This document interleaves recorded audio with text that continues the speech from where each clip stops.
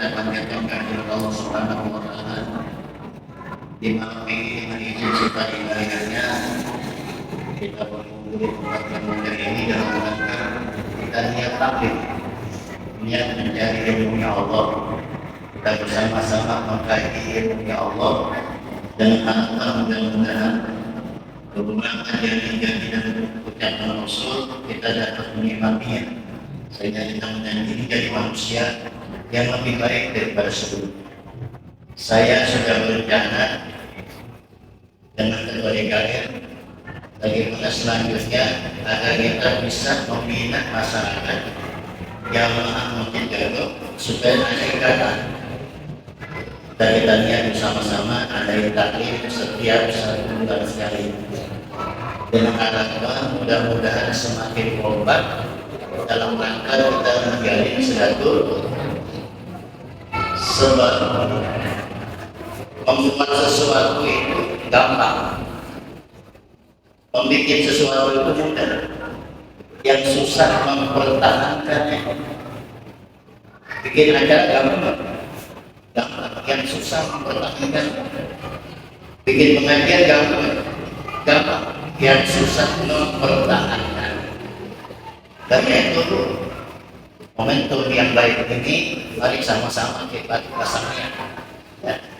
Sebab ini merupakan salah satu awal dalam kita mencari ilmu.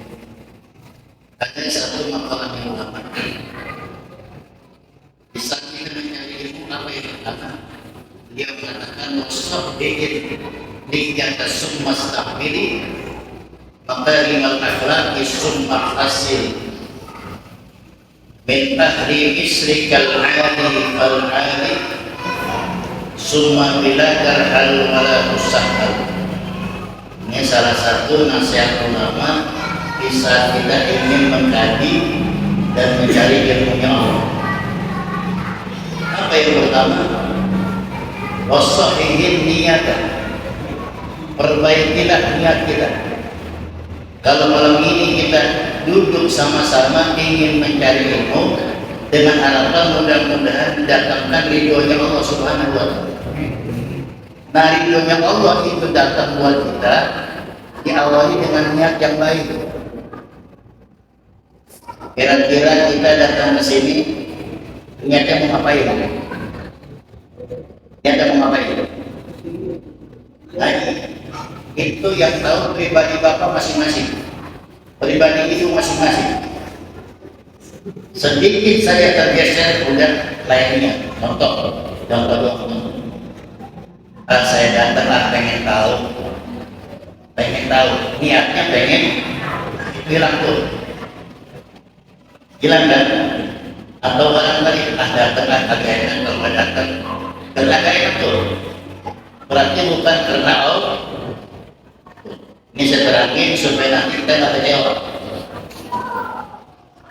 Jadi berapa banyak ada orang beramal tapi mereka belum tentu mendapatkan nilai dan pahala di hadapan Allah. Kenapa? Sebab salah nih. Setiap ibadah pasti ditawar dengannya. Semua ibadah. Ini hadis masyhur yang tersoheh itu masyhur. Siapapun bisa mengucapkan hadis ini innamal a'malu semua benar. Saking masyhurnya itu hadis. Di sini awal langkah yang pertama, kalau niat kita baik, insya Allah hasilnya baik. Kalau niat kita tidak baik, akan menghasilkan pun yang tidak. Makanya ulama mengatakan wasahihin niat. Ayo perbaiki niat kita. Kenapa ini yang pertama? Digambarkan oleh Imam Ghazali, ulama tasawuf. Hati kita ini bagaikan tanah lapang. Kalau tanah yang lapang itu bersih dari rerumputan, insya Allah kita tanemin apa juga gampang numbuhnya. Paham ya? Jadi kalau kita pengen ampuna, tolong dikorenin dulu tuh kebunnya, rumputnya biar bersih, sampahnya biar bersih, ditanemin pohon, insya Allah gampang. itu ilmu seorang petani. Itu juga kata Imam Ghazali, hati kita ini bagaikan tanah lapang. Apabila tanah lapang tersebut hilang daripada hal-hal yang menghalangi tanaman, insya Allah subur tanaman tersebut akan tumbuh. Begitu juga ibadah kita. Sehingga kata ulama, niat itu adanya di dalam hati. Kenapa dalam hati bukan di lisan? Sebab yang niat itu yang tahu hanya pribadi seseorang dengan Allah. Malaikat nggak tahu apa. Malaikat tugasnya mencatat amal seseorang setelah zahir. Tapi dia nggak bisa mencatat yang amal-amal baik seperti niat, nggak bisa. Dalam sebuah riwayat, ada orang nanti pada hari kiamat mau dibawa, dimasukkan ke dalam api neraka oleh malaikat. Kata Allah, jangan kau masukkan hambaku ke dalam api, ke dalam api neraka. Orang tahu berkata, ya Allah, perasaan amal ibadah saya habis pahalanya. Dan terus kata Allah, kamu masih punya amalan yang kusimpan katanya, yang tidak diketahui oleh siapapun, jangankan manusia, malaikat pun tidak tahu. Amal apa tuh ya Allah? Kau pernah niat melakukan kebaikan, berbuat kebaikan, sebelum kau lakukan kau telah meninggal dulu. Jadi niat itu bisa menyebabkan orang tadi masuk surga, padahal dia belum berbuat. Itulah kehebatan niat. Makanya niat ini pertama bagus. Yuk kita luruskan niat kita, terutama kita ingin mencari ilmunya Allah, supaya niat baik kita diterima oleh Allah. Kemudian yang kedua, berakhlakul karimah. Akhlak yang baik akhlak itu kepada Allah dengan meratikan diri kita ibadah kepada Allah, akhlak kepada kedua orang tua kita, akhlak kepada guru-guru kita, dan akhlak di tengah masyarakat dalam kita meraih kehidupan. Sehingga ada beberapa ulama, kedepankanlah akhlak daripada ilmu. Setiap orang berakhlak, insya Allah tidak akan ditanyakan tentang ilmunya. Tapi setiap orang berilmu tanpa berakhlak, orang akan tinggalkan tanya. Orang ilmunya banyak, cuma saya akhlaknya begini, orang bakal ngomong. Tapi kalau orang berakhlak, kalau pun ada ilmu, orang bakal hormat kepada orang yang berakhlak.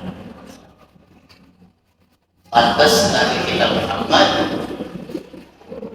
tidak dipuji oleh Allah tentang ibadahnya, tapi yang dipuji oleh Allah akhlak. Wa innaka la'ala khuluqin azim. Nabi Muhammad adalah manusia yang begitu sempurna akhlaknya. Jadi akhlaknya. Jadi kata ulama syarat yang kedua berakhlak. Termasuk saya. Bukan saya mengatakan dan ibu akhlak yang baik saya sendiri tidak.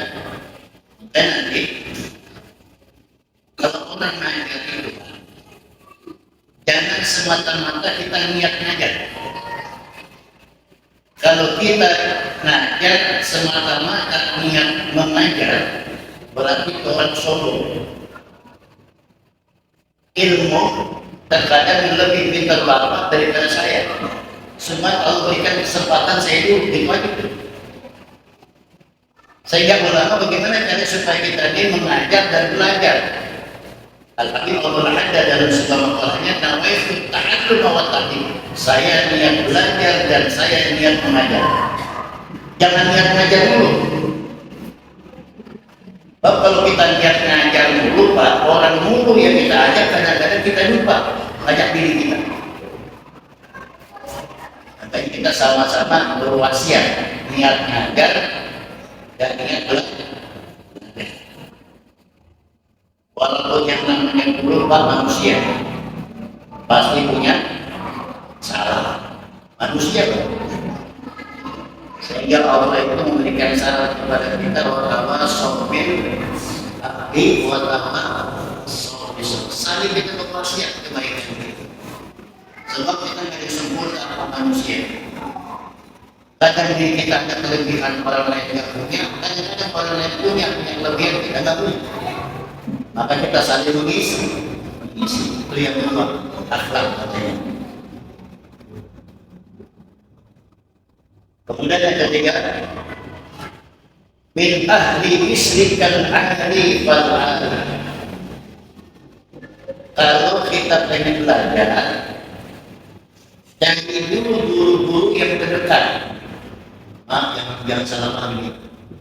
Ini saya ngomong begini bukan berarti saya bagi pakai di Allah, bukan. Ya, mentang-mentang untuk pantas ya promosi. Bukan begitu, Pak. Bukan begitu maksudnya. Tidak. Kadang ada orang yang pesantren berangkat kemana-mana, itu maksudnya. Sementara di setempat dia tidak pernah peduli. Yang dekat dulu. Kan banyak guru kita dulu yang ngajarin Fatihah, yang ngajarin sholat. Guru-guru yang terdekat dulu kita belajar. Setelah kita selesai belajar dengan guru-guru setempat, summa biladar hal wala tusahar. Nah kemudian dicari ke guru yang lebih lagi. Berangkat kemana? Ke pesantren. Pesantren sama aja Pak, ilmunya sama. Di salah baca Bismillahirrahmanirrahim, di pesantren juga bacanya Bismillahirrahmanirrahim. Cuma katanya kualitasnya beda. Contoh, kampung kalau masih di sawah ada harganya enggak? Kampung di sawah ada harganya enggak? Ada kurang mahal. Ya. Kemudian dipetitin ke kampung, diketin, dijual ke pasar laku kan? Mahal kan? Jadi jangan iri kalau ada orang ustaz keluar dari pesantren lebih laku daripada orang yang tidak pernah pesantren. Jangan iri, yang begitu udah. Ya, begitu Pak. Itu udah berapa? Udah kelebihannya begitu. Jadi bukan bacaan yang beda, tetap bacaan sama, cuma keberkahannya beda. Tapi tadi ikuti dulu. Min ahli bisrikal ani fal'ani. Carilah guru setempat dulu. Setelah kita bisa menguasai ilmu-ilmu guru setempat, summa biladar hal wala tusahar. Kemudian kau berangkat mencari ilmu yang lebih banyak lagi. Silakan, mati. Ya. Supaya nanti jiwa kita tidak seperti gabus sumur. Tahu nggak gabus sumur? Ibu tahu gabus sumur? Ini perumpamaan orang Betawi. Apa ini? Yang bukan orang Betawi yang tersinggung. Ini perumpamaan orang Betawi begini. Lalu kalau jadi gabus sumur, kayak gabus sawah yang menjadi gabus sumur. Ini nasihat seperti itu. Lalu kalau pengen jadi gabus, jangan gabus sumur, kalau bisa gabus sawah. Apa maksudnya Pak? Dulu saya masih kecil, itu sumur bukan di pantai Pak, digali. Kan gitu Pak. Biasa orang-orang kampung kita dulu nih, nggak ada lele, nggak ada sumber ya, nggak ada gabus. Itu gabusan lele nggak kemana-mana tuh. Situ aja. Wawasannya kurang. Ketimbang dia ngambek, itu peribahasa. Jadi kalau Bapak disebut sebagai wilayah, jangan bangga. Ini soal wilayah kafir, soal wilayah jangan bangga. Berarti dia nggak kemana-mana di sini doang. Itu namanya gabus sumur. Dalamnya itu dalamnya timur, malah doang batur. Ini bahasa. Jadi gabus sumur, gabus sawah pincang. Walaupun kecil wawasannya luas, susah ditanam. Udah kalau kita masih kecil nanam gabus sawah susah Pak. Loncat. Kenapa? Emang nggak ada batas lapangannya itu. Itu peribahasa. Jadi kalau wawasan kita luas, carilah ilmu. Di mana? Di tempat yang lebih jauh. Ada lagi peribahasa. Kita jangan kayak pati-pati. Enggak ada yang sekarang ini. Dan dulu kita masih kecil tuh suka nonton bola. Dan terus itu dari itu di tengah lapangan bola itu ada pun yang tidur. Punpati. Ada pati bola. Punpati itu berasa lebih tinggi daripada rumput lapangan bola. Paham? Sehingga dia sombong tuh. Semua di bawah gua paling tinggi di tengah lapangan bola. Main dong itu boy masih banyak hal-hal yang lebih tinggi. Paham maksudnya? Paham ya?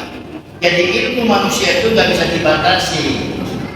Dan jangan coba-coba batasi ilmu manusia. Mungkin di kampung ini, mungkin saya atau orang kiai, saya dipanggil kiai di kampung saya, di kampung orang belum tentu. Nah sekarang kalau kita orang nggak tahu kita marah. Lu jangan pakai sembarangan, bukan kiai mungkin. Jangan begitu Pak, nggak boleh, bukan parah sama gitu. Oke, nggak boleh. Itu loh. Tapi dengan wawasan kita luas, nanti kita saling hormat menghormati. Itu bedanya Pak. Jadi kan betul, ya Pak. Sebab setiap suku pasti beda ada. Gitu Pak. Setiap suku pasti beda ada. Bapak yang mencoba di Madura, Madura ini, ya banyak. Jangan coba-coba di kampung yang di Madura sono. Bapak lewat tiga naik motor ditungguin pulangnya Pak. Siapa tuh naik motor? Gak boleh naik motor di jalanan, di gang itu gak boleh. Harus dituntun. Ada orang sono begitu. Lah di sini dia mah tenang aja, naik aja. Kan bereceh juga ya Pak. Bereceh juga orang Madura. Itu ada. Jadi kalau kita misalnya kita hormati anak mereka, nah sini kita jangan gila hormat. Tapi juga kita harus tahu diri. Orang lagi duduk di tengah jalan jangan naik motor. Kadang-kadang naik motor gasnya gede, nggak permisi. Kenapa? Satu alasannya kurang wawasan. Dan lihat kalau orang-orang pintar bijak penyataan. Kenapa kita gampang emosi?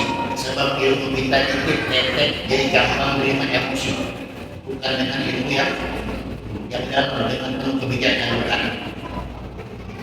Itu yang keempat. Yang kelima, wala ya'uqan al-hayya an-talab. Jangan punya perasaan gengsi kalau nyari ilmu. Jangan. Oh si Fulan orangnya masih muda, gua tahu dia berbilang, makanya gua belajar sama dia, digengsikan. Mendingan kita hormati anak kecil yang berilmu daripada orang tua yang kosong ilmu. Jadi secara tidak pendidikan, ya. Nah, di saat kita sudah punya ilmu, tugas kita hormati orang yang lebih tua, kita sayangi orang yang lebih muda. Itu tugas yang sudah punya ilmu. Tapi kalau mantan orang itu punya ilmu, nggak mesti tua, mesti muda. Ada makalahnya Sayyidina Ali, unzur ala ma qala wala tanzur ala ma ini bukan hadis. Ini perkataan daripada Sayyidina Ali. Bagaimana?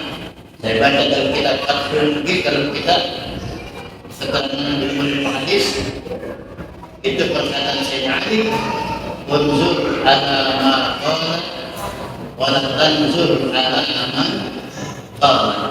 Lihatlah apa yang diucapkan, jangan kita lihat siapa yang mengucapkan. Kalau kita melihat apa yang diucapkan, insya Allah kita bakal hargai dan hormati walaupun anak kecil. Contoh, kita punya cucu sekolah di TK. Waktu di TK diajarin beberapa doa oleh gurunya, sampai doa makan apa. Ketika cucu kita mau makan, diajarin ke kita, nek baca doa dulu nih, Allah membarik lana bima razaqtana wa qina. Ikutin jangan? Ikutin jangan? Kenapa? Itu benar nggak? ikutin. Kenapa? Sebab neneknya nggak pernah baca doa. Itu kan dari anak kecil. Hormatin itu ilmu. Jadi kalau ilmu itu kita jangan lihat siapa yang mengucapin, tapi lihat apa yang diucapin. Walaupun hidup kita kalau ngajarin baik dari itu bahasanya gitu Pak. Ya, kita kalau makan kan jangan baca doa, hidup mereka jangan baca doa. Hidup kita ngingetin, opa baru bertanya, opa baca doa dulu Pak, waktu itu baca doa dulu, ikutin nggak? Itu kita lihat apa yang diucapkan, bukan kita lihat siapa yang mengucapkan. Kalau kita melihat siapa yang mengucapkan, bahaya. Jadi persyaratan dari kita mencari ilmu, jangan punya perasaan gengsi. Ada lagi ilmu yang bijak kata ulama. Kalau kau ingin mencari ilmu, kau tinggalkan ilmumu yang kau miliki. Paham ya Pak? Kalau kau ingin mencari ilmu, kalau pengen mencari ilmu, tinggalkan ilmumu di rumah, jangan kau bawa ke tempat majlis taklim. Kenapa? Supaya nanti tidak berbenturan ilmu yang kita miliki dengan ilmu yang kita pelajari. Kadang kan ada sifat begini ya, Muhammad. Kita ngajarin nih, bab wudu. Pasti terjadi tahu ilmu. Kan gitu kan? Itu bahaya ya. Bahaya. Mungkin ilmu yang kita pelajari kita sudah tahu, tapi keberkahan belum tentu kita miliki apa yang diberikan oleh guru tadi. Itu yang susahnya. Tadi saya bilang baca bismillah sama. Di kampung kita baca bismillah, di pesantren baca bismillah, sama aja. Itu supaya kita tadi tidak ada sifat berjada. Apabila kita mau mengaji, tinggalkan ilmu yang kita miliki supaya nanti kita terima lapang dada ilmu yang akan kita pelajari. Kalau berbenturan ilmu dengan apa yang kita miliki, tidak akan jadi ilmu yang bermanfaat. Itu ulama penasihat begini. Jadi jangan punya perasaan gengsi, walaupun yang ngajarin kita lebih muda dari kita. Hari ini malam ini perasaan saya lebih muda. Itu baik-baik ya. Nah, bukan sampai bukan saya. Ya, bukan soal tua umurnya, bukan. Jawab. Jadi kembali malam ini kita niat pertama kali membuka taklim. Tapi saya mau berubah kitab. Dan insya Allah kalau ada izin Allah, nanti kita nanti kitab. Ya, saya baca kitabnya, kita terangi. Saya udah niat membaca kitab Syuhbul Iman. Ya, kitab Qawaidul karena Syekh Muhammad An-Nawawi di Rumah Al-Badani menerangkan masalah Syuhbul Iman, cabang-cabang iman. Rukun iman ada berapa? Ada.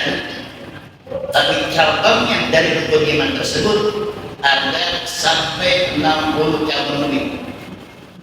Sampai 70 cabang lebih.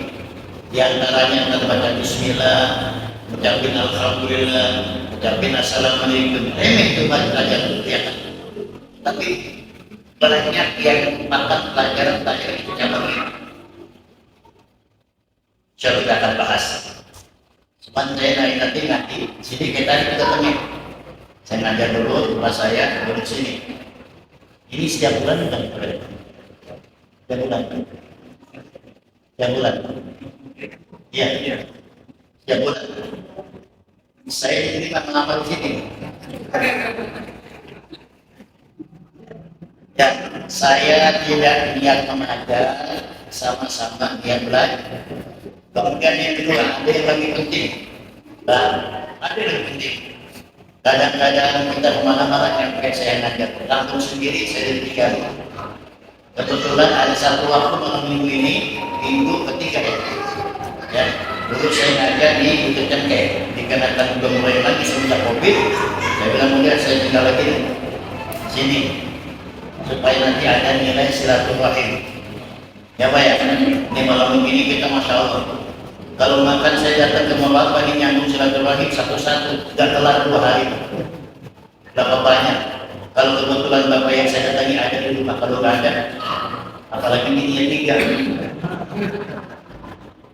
Dia ketemu satu malam, tapi nanti izin Allah malam ini kita kumpul, alhamdulillah.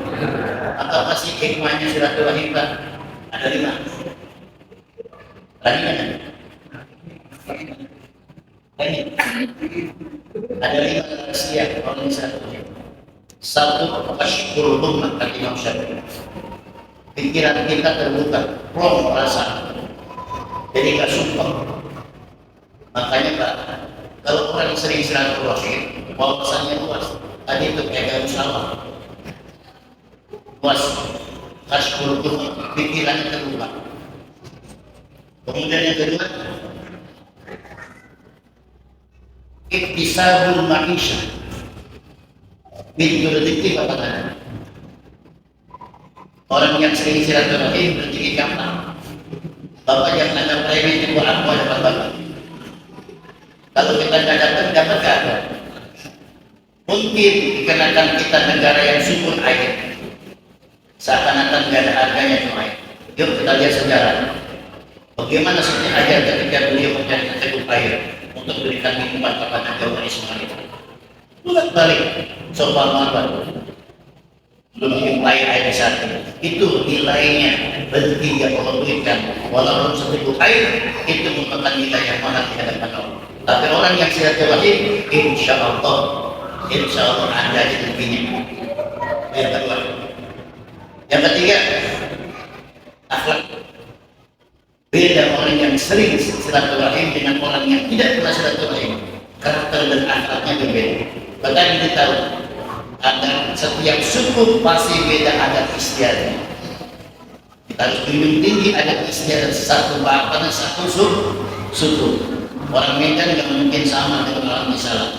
Orang Misalah nggak mungkin sama orang Jawa. Makanya saudara orang Misalah, kalau pengen ngerti belajarlah orang Jawa. Orang Jawa nggak pernah rugi untung mulut. Nggak pernah kita dengar rugi. Saudaranya tabrakan, tangannya patah, untung tangannya patah.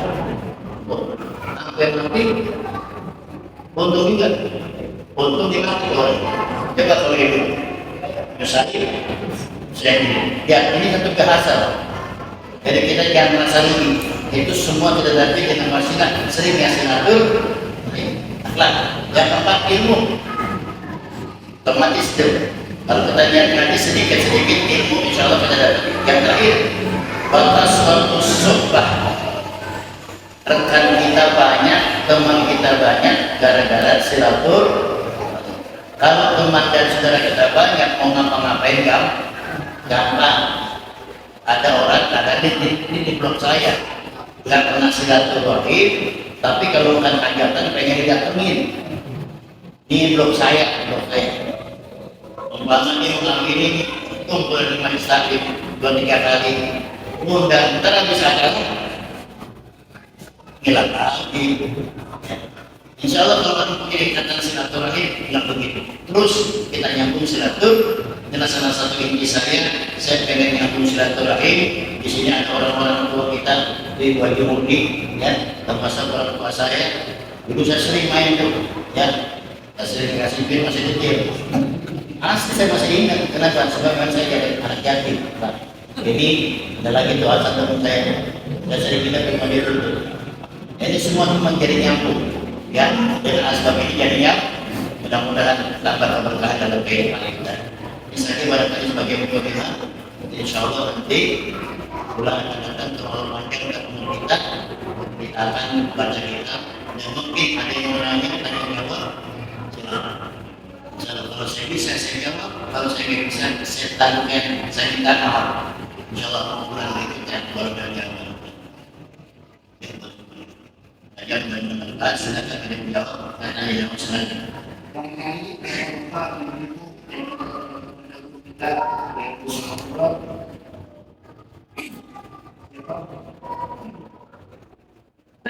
kita masuk sesi tanya. Alhamdulillah yang menjadi luar biasa kita. Mungkin dari bapak-bapak dari ibu, bapak-bapaknya dari satu orang dulu ya, satu orang, nanti dari ibunya. Boleh, jangan pakai.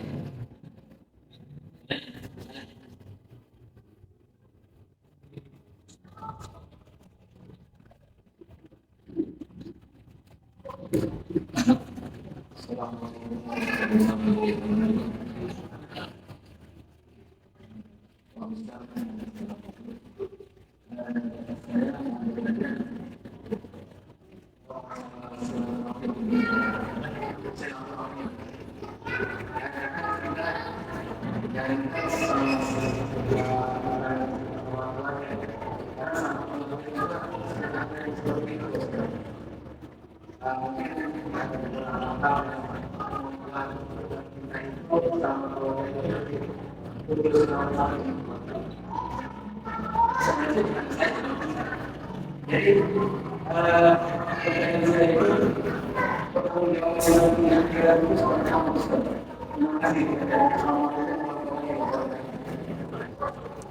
Berarti mau langsung dijawab atau ini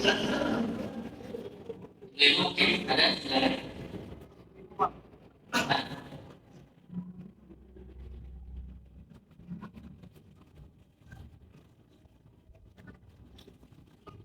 Assalamualaikum warahmatullahi wabarakatuh. Di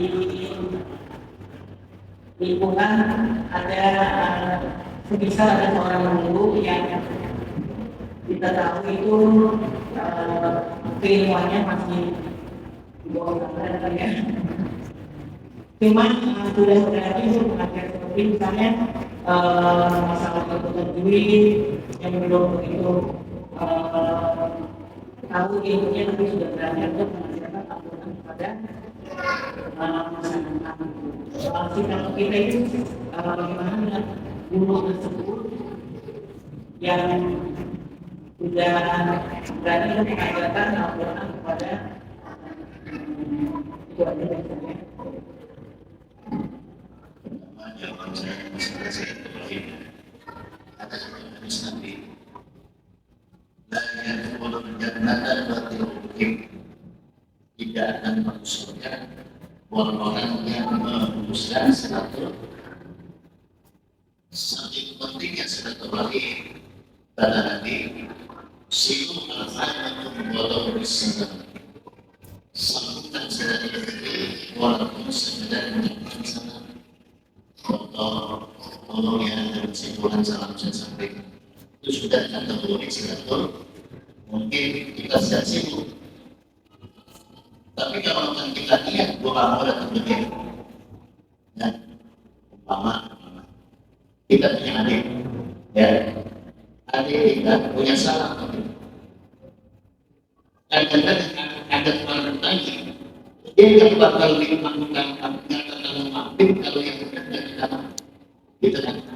Itu tanda syariatnya begitu, ya. Yusuf kata Nabi, calon-calon penghuni surga dia. Oh, surga. Baik. Yang pertama, silman bapak. Sambungkan silaturahim buat orang yang memutuskan silaturahim kepada sambung. Dalam Islam tidak punya status muda dan tua. Walaupun kita lebih tua, ada yang kita lebih muda. Kalau memang dia salah, memang tidak boleh kita minta maaf dulu. Boleh. Ini ada kita yang orang salah khususnya lebaran. Biasanya lebaran yang tua tidak penting sama yang muda. Ini ya. Saya mau bilang setiap tahun itu yang paling tua akan saya baca-baca. Datang ke rumah saya lebaran, baca datang mungkin. Dia datang juga ke rumah saya. Kenapa datang ke rumah? Sebab yang saya di rumah saya itu teman saya, orang tua saya di rumah saya, yang ke rumah saya. Yang kedua juga begitu sekarang. Bapak orang tua saya datang ke rumah saya. Ini bukan jadi alasan. Jadi tidak ada Islam itu harus yang muda dan datang yang tua. Mungkin yang muda ada waktu kesempatan maka yang tua akan mendidik kepada yang muda. Itu adalah Islam. Saya kata Nabi, sirman Allah. Kemudian dia coba, waktu al-manzaran, maafkanlah orang-orang yang menzalimi itu. Orang yang paling hebat membuka pintu maaf. Ada orang salah minta maaf, kita maafin itu bagus. Tapi orang belum sempat kita maaf, kita sudah makan itu bagus. Dulu di zaman Nabi ada seorang sahabat datang ke kafir. Kata Nabi, telah tampak di hadapan kalian calon penghuni surga. Kata Nabi. Hari esok datangnya lambat lagi. Dengan ucapan yang sama, orang itu juga telah tampak di hadapan kami orang yang telah masuk surga. Akhirnya salah satu sahabat merasa apa yang dilakukan oleh orang tadi, sehingga Nabi mengatakan dia bakal masuk. Ditanya langsung, apa dia bilang? Saya tidak beramal banyak, nggak sholat banyak, nggak puasa banyak, nggak sedekah. Cuma setiap malam menjelang tidur, saya berdoa kepada Allah, ya Allah, maafkan kesalahan-kesalahan orang yang pernah bersalah bersama. Buatnya. Yang ketiga, waktu manfaat, kasih hadiah buat orang yang tidak pernah kasih hadiah kepada kita. Kalau ada orang kasih hadiah, kita harus kasih hadiah ke yang apa. Tapi yang lebih hebat lagi, ada tetangga kita pelit orang yang pernah kasih hadiah, diringin hadiah, kasih pendidikan buat dia. Yang kedua, kalau kita kasih hadiah, lihat-lihat kebutuhan atau masih kasih hadiah sorban. Siapa yang kasih sorban? Kalau Ustaz boleh saya kasih sorban, kalau mungkin sorban betul-betul berarti kita berikan hadiah dengan kalsium. Nah, ketiga depannya. Nah, jadi jangan niat memutuskan sekalipun. Kalau orang lain memutuskan sesuatu yang kita terserah saya mau. Dan itu hanya kita hadis kalau namanya masuk akal. Dan masa ada orang duduk ya statusnya dulu, makanya serba dengan syarat ini dulu. Maaf, saya tidak mengompori pertanyaan itu. Kita kadang-kadang ilmu apa serba salah saya kalau dia tersebut. Begitu juga banyak ustaz-ustaz kalau bukan ajar benar. Mereka belum siap standar ilmunya untuk mengajar dan untuk mendidik, sehingga dia berngaco. Dan karena bilang siapa? Ini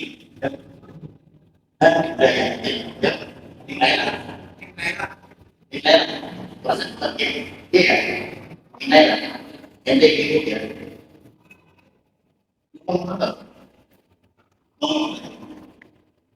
kadang-kadang yang berjalan kita kasih tahu dia bahas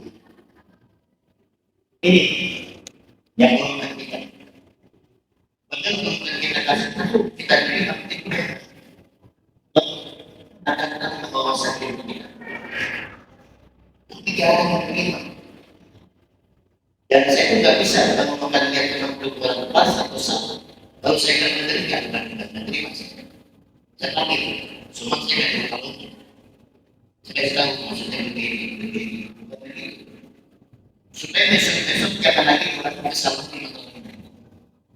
Kalau teman saya kasih tahu, sementara itu saya tahu kesalahannya, saya diam dengan kesalahan tadi, kamu harus selesai.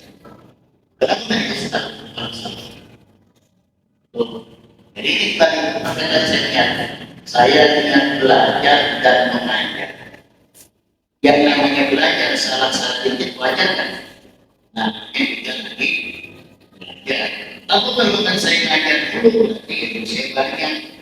Ilmu saya nggak ada, dia sama-sama niat belajar dan inti dari kalian mulai tadi kita nyambung silaturahim setiap bulan.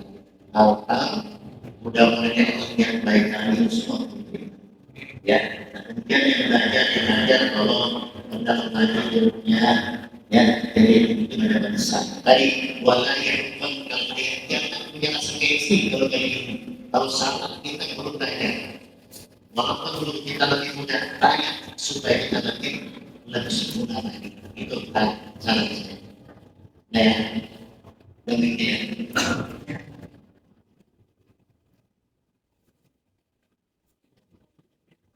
Bilangnya Asal silakan dari bapak dari ibu yang bertanya dan satu kesempatan yang bertanya. Nah, silakan. Ya. Assalamualaikum. Yang saya tanyakan tentang memaafkan ya Ustaz. Jadi bagaimana memaafkan orang yang terlalu menghargai saya berlebihan. Terima kasih. memberikan maaf karena itu kan faktor gengsi ya mas. Ya, faktor gengsi tadi Islam tidak mengajarkan yang punya salah harus minta maaf begitu. Itu kan faktor gengsi ada. Emang nggak boleh orang yang punya salah kita maaf itu boleh. Dan itu makanya kalau mungkin saja dia bilang saya berdoa setiap malam. Ya Allah maafkan orang yang pernah berbuat salah kepada saya. Ya udah diem aja dulu, ya. Oke, ya memang saya tidak berbuat. Tapi kita belajar itu. Ya, ya, yang sudah diberikan kita ini mudah-mudahan walaupun hanya sekedar itu yang kita lakukan pada malam ini karena kita mudah-mudahan jadi ibu yang tidak bermanfaat. Dan mudah-mudahan kalau bulan ini pertama segini banyaknya mudah-mudahan baru besok tambah banyak.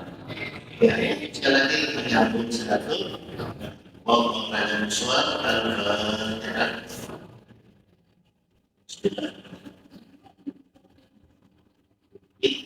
Dia adalah buku yang terus kami bersama muslim. Salam berjalan alaihi wa alaihi wa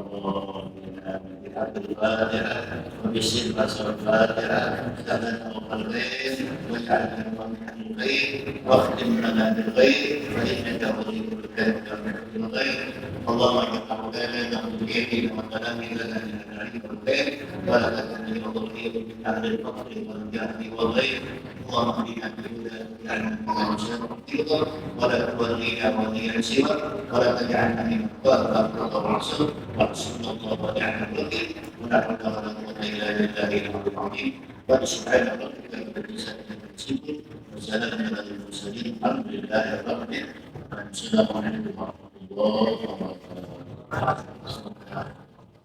Alhamdulillahirrahmanirrahim. Telah selesai rangkaian kajian seperti dimulai kita dalam malam hari ini. Mudah-mudahan Allah Subhanahu wa Ta'ala memberikan kepada kita hidayah dan ilmu sampai disampaikan dan menjadi ilmu yang bermanfaat untuk bisa kita amalkan dan menjadi dalam diri kita.